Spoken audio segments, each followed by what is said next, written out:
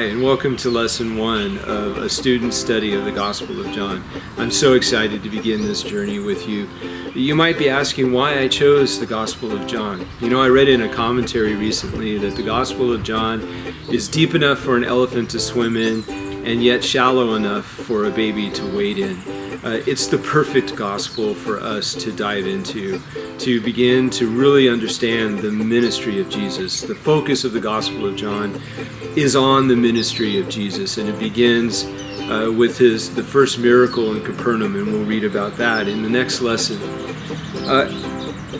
John wrote his gospel for the purpose that it would reach everyone. If you're a Jew, there would be things in the gospel that you would understand because you're a Jew. If you're a Gentile, there are things in there that you would understand because you're a Gentile. But he also wrote it for believers and non-believers.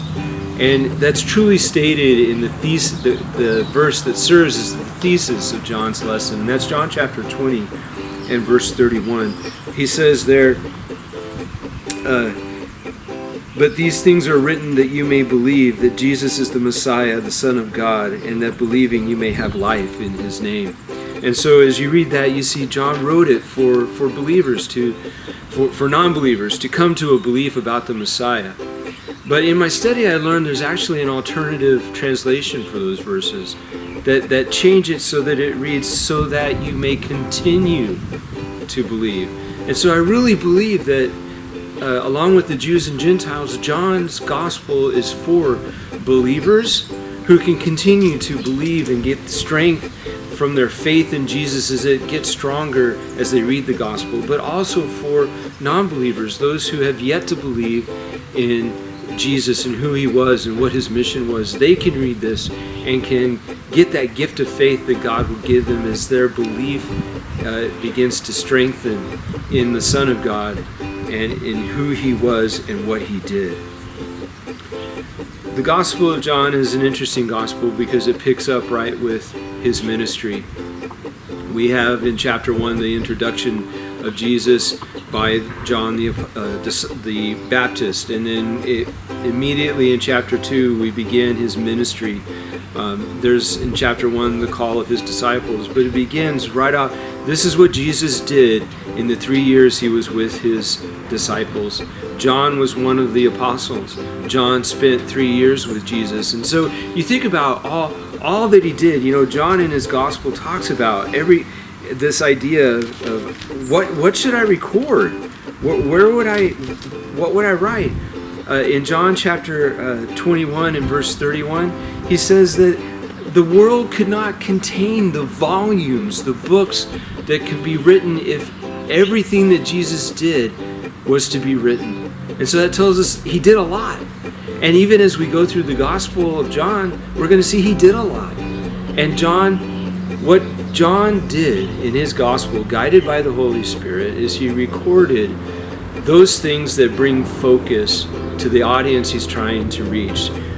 What about the miracles of Jesus, the life and teachings, would help a person develop a belief in Jesus? And if you're already a believer, what could I write that would focus in and help you strengthen your belief in who Jesus was and what he did for you?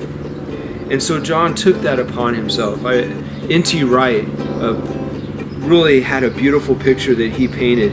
He said, John takes us up the mountain and says quietly, look from here. On a clear day, you can see forever. And so John kind of focuses in so that we have this beautiful picture of the life of Jesus, his ministry, what he did, the miracles. He chooses 7 miracles. There are only 7 miracles recorded in the Gospel of John. But again, John recorded those miracles. This is the miracles that would develop a belief or develop a faith or strengthen a faith that a person might have in who Jesus was. And so what John wants us to do, I think in his goal, is that as we develop our faith, that we'll have this wonderful picture.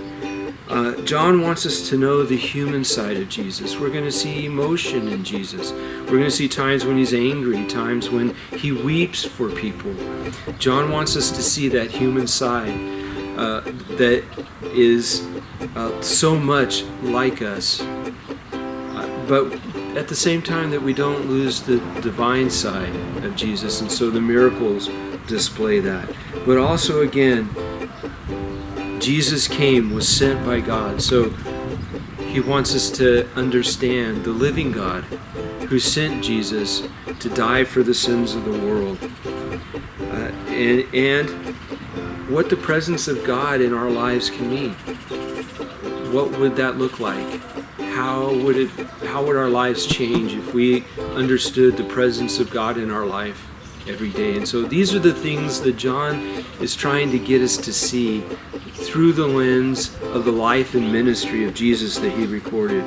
And so my prayer for you during this series, and even this week as you begin to read chapter 1, is that you too will begin to develop an understanding and abiding feeling of the presence of God in your life.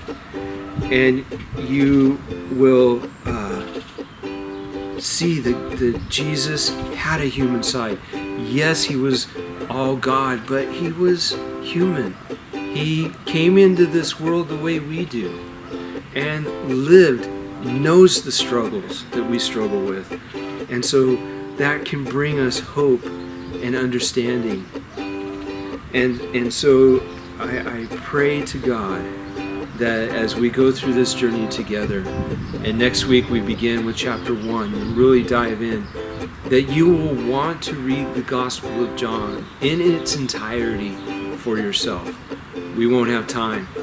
We're only going to do 5 more weeks of this. And next week we're going to look at John chapters 1 through 4. So we're going to be waiting. We're not going to dive really deep. My goal is for you that you will take the opportunity in your own study to dive deeper and see where God takes you. So I look forward to seeing you in our next lesson. Have a wonderful week.